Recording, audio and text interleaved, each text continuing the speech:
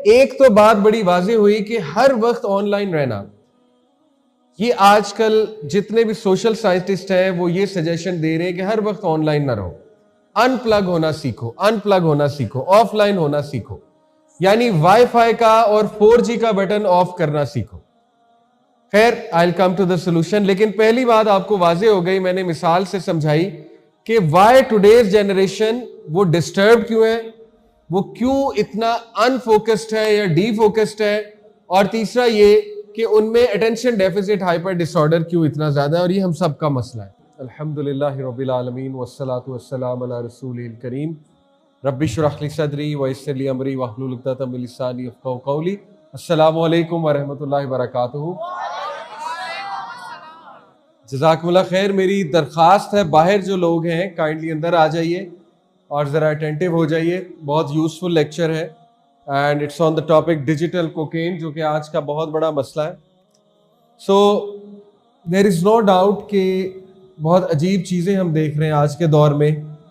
बहुत unprecedented level का stress, anxiety, depression, ऐसे ऐसे मसाइल जो मेरा नहीं ख्याल कि टेक्नोलॉजी बनाने वालों ने भी विजुअलाइज किए होंगे, इमेजिन किए होंगे। तो ऐसा क्यों हुआ, ऐसा क्यों हो रहा है, मैं आपको बताता हूँ कि मेरी जो जनरेशन है उसको कहते हैं मिलेनियल्स। मिलेनियल्स वो जनरेशन है जो 1990s, अर्ली 1990s या लेट 80s की पैदाइश है। आप लोग जो 2000s या लेट 2000s की पैदाइश हो, जेन जी, तो मिलेनियल्स जो है ये लास्ट जनरेशन है इस अर्थ पे जो आपको ये बता सकते हैं कि मोबाइल फोन्स के बगैर जिंदगी कैसी थी। और अगर मेरे साथ कोई मिलेनियल्स यहाँ बैठे हुए हैं तो वो मेरी बात को एक्नॉलेज करेंगे। यानी हम वो जनरेशन है जिन्होंने चाइल्डहुड मोबाइल फोन्स के बगैर गुजारा हुआ है। हम वो जनरेशन है जिन्होंने इंटरनेट के बगैर जिंदगी देखी हुई है कि कैसी थी।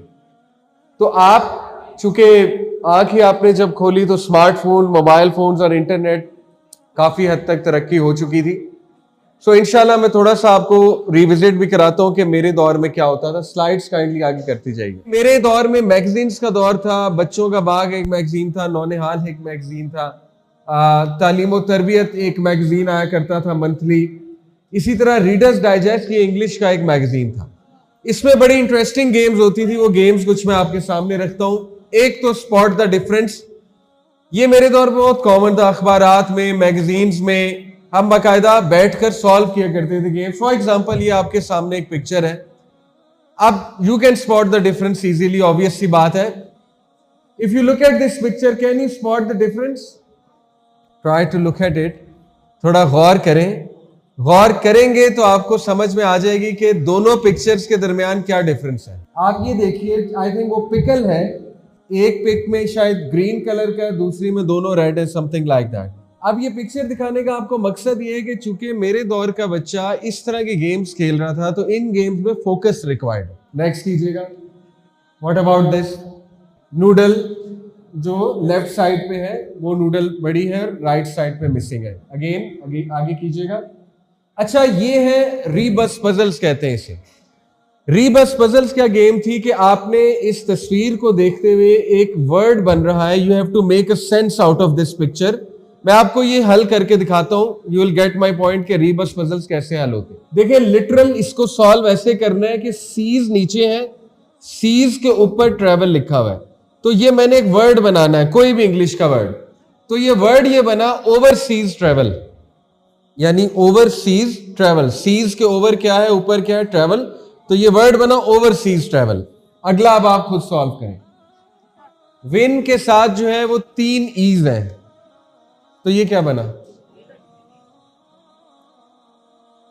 लिटरली सोचें, विन विद ईज, ये जुमला है ना इंग्लिश का। ये विन है विद 3 ईज, तो विन विद ईज, यानी विन है with ease, 3 ease. Okay, next. ये क्या है? गुड। अब आप पिक कर रहे हैं फॉरगिव एंड फॉरगेट। फॉरगिव है ना और फॉरगेट है, तो फॉरगिव एंड फॉरगेट। आगे। Good. 1 in a million, million के अंदर 1 है, तो 1 in a million ये भी एक मुहावरा है। आगे। हाउस तो है लेकिन किस कलर का है? Green house effect. ठीक है, आगे ये जो सॉल्व करेगा तो वो चीता है, बड़ी जबरदस्त चीज है। ABCDFGHIJ के अलावा PQRST यू नहीं है तो ये क्या जुमला बना? Missing you. हम एक दूसरे को ईद पे ऐसे कार्ड्स डाला करते थे। यस, मिसिंग यू ये कार्ड होता था हमारा, इस तरह के कोड वर्ड्स। तो देखिए, ये गेम्स मैं आपको इसलिए बता रहा हूं, अपना दौर रिविजिट करा रहा हूं कि मोबाइल फोन नहीं थे, ये जो इतना स्टिमुलेटेड हो चुका है ना हमारा माइंड, रात को नींद ना आना, ख्यालात बहुत आना, ADHD। गेमें इस तरह की ना, कॉइन्स कलेक्ट किए जो कैंडी क्रश, वो उसमें इतने ज्यादा कलर्स चेंज हो रहे हैं, उसमें फोकस बार बार आपका डिस्टर्ब हो रहा है। फिर सबवे सर्फर, भागी जाओ भागी जाओ भागी जाओ, कॉइन्स ले जाओ। फिर माइनक्राफ्ट जो यहाँ की धज्जियां उड़ा देती है, ठीक है, उसके कलर्स की कैसे हैं, उसमें ग्राफिक्स बार बार चेंज हो रहे हैं, उसमें रोल्स बार बार चेंज हो रहे हैं। ठीक है, तो ये this answer the question why we are not focused. हमारी जनरेशन फोकस्ड क्यों है? क्योंकि हमारे ब्रेन को ओवरली स्टिमुलेट कर दिया गया है। आपको पता है कि आज का इंसान जितने साउंड्स सुन रहा है, कभी किसी इंसान ने इतने साउंड्स नहीं सुने, किसी भी जनरेशन ने। साउंड्स की बात करो, कैसे? हर वक्त रिंगटोन, हर वक्त मैसेज का साउंड, हर वक्त व्हाट्सएप की नोटिफिकेशन का साउंड, रात सोते हुए साउंड, उसके बाद खबरनामा घर में लगा हुआ है, हर वक्त टीवी चल रहा है उसके साउंड्स, उसके बाद गाड़ी चलाते हुए साउंड्स या म्यूजिक, उसके बाद कहीं गए हैं वहां पे साउंड या म्यूजिक। प्रॉफिट्स तुम गारे हिरा क्या करने जाते थे? सोचने की बात। हजरत इब्राहिम अकेले बैठते थे पहाड़ के ऊपर, नेचर को देखते थे, स्टार को देखते थे, क्या करते थे? साइलेंस प्रैक्टिस करते थे।